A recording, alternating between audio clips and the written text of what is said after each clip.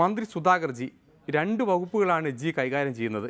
എന്നാൽ പൊതുതമർത്തൽ വകുപ്പിനേക്കാൾ വലിയ വകുപ്പാണ് ജിയുടെ രജിസ്ട്രേഷൻ വകുപ്പ് എന്നാണ് മന്ത്രി പറയുന്നത്. അതൊന്ന് ഉറപ്പിക്കാൻ പെടാപ്പാട് പെടുകയാണ് സുധാകർജി. ജനങ്ങളെ രജിസ്ട്രേഷൻ വകുപ്പിലേക്ക് ആകർഷിക്കാൻ മന്ത്രി പല ഉദാഹരണങ്ങൾ നിരത്തുകയാണ്. ശാസ്ത്ര സാങ്കേതിക വിദ്യ ശൂന്യാകാശത്ത് എത്തിയിട്ട് പോലും നമുക്കിവിടെ പേയ്മെൻറ്റോ അതുപോലെ ഒന്നും നടപ്പിലാക്കാൻ കഴിഞ്ഞില്ല.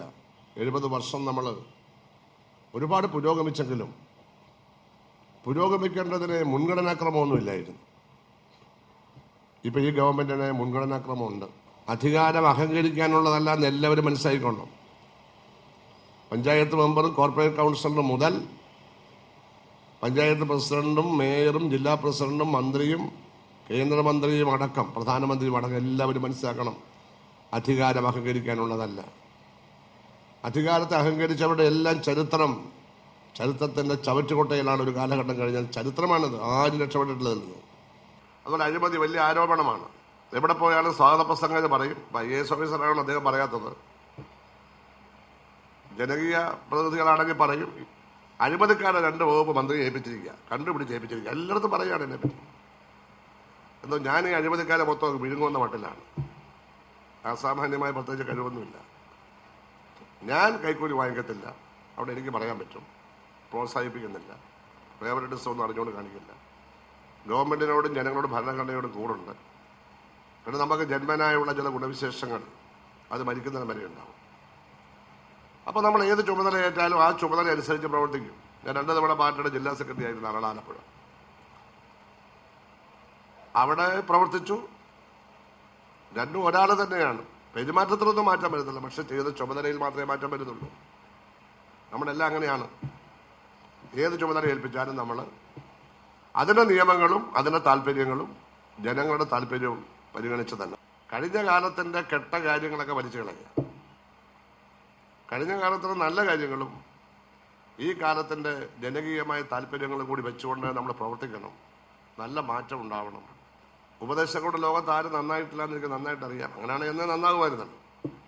യേശുക്രിസ്തുവിൻ്റെ കാലത്ത് യേശുക്രിസ്തുവിനെ കൊന്നു കളഞ്ഞ ഉപദേശിച്ചുകൊണ്ട് അദ്ദേഹം ഉപദേശിച്ചു, അദ്ദേഹത്തെ ക്രൂശിൽ തരിച്ചു. മുഹമ്മദ് നബിയെ കൊല്ലാൻ പലതവണ നോക്കി, അദ്ദേഹം ഫൈറ്റ് ചെയ്യുമായിരുന്നു. അദ്ദേഹത്തിനും നല്ല പോലെ തന്നെ ആളുണ്ട്. അദ്ദേഹം ഫൈറ്റ് ചെയ്താണ് തോൽപ്പിച്ചത്. അവസാനം ഒരിക്കൽ മക്കയിൽ നിന്ന് മദീനയിലേക്ക് അദ്ദേഹം പലായനം ചെയ്തെങ്കിലും തിരിച്ചു വന്ന അദ്ദേഹം തോൽപ്പിച്ചു. അദ്ദേഹം നബി വാളെടുത്തത് ഒറ്റ തവണ അനീതിക്ക്, പിന്നെ അദ്ദേഹം വാളെടുത്തിട്ടില്ല. ഒറ്റ തവണ അനീതിക്കെതിരായിട്ടാണ് വാളെടുത്തത്. അത് ആവശ്യമായിരുന്നു ആ കാലത്ത്. ശ്രീബുദ്ധൻ അധികാരം ഉപേക്ഷിച്ച് വന്നു. എത്ര ഉപദേശം നൽകിയത്, എന്തെല്ലാമാണ് അദ്ദേഹം ഉപദേശിച്ചത്. ഉപദേശത്തിന്റെ കുറവാണ്. ശ്രീനാരായണ ഉപദേശിച്ചില്ലേ? മഹാത്മാഗാന്ധി, അരിസ്റ്റോട്ടലും സോക്രട്ടീസും പ്ലേറ്റോയും ഒക്കെ ഉപദേശിച്ചില്ലേ? ആ ഉപദേശം പൊതുജനങ്ങളെ നന്നാക്കിയിട്ടുണ്ടെങ്കിലും അതുകൊണ്ട് മാത്രം നന്നാവില്ല. നാം സ്വയം തീരുമാനിക്കണം. സ്വയം തീരുമാനിക്കുക തന്നെ വേണം. ജനകീയ വകുപ്പാണെന്ന് മുഖ്യമന്ത്രി പറഞ്ഞു. 1 കോടി ആളുകളുമായിട്ടാണ് നിങ്ങൾ ബന്ധപ്പെടുന്നത്.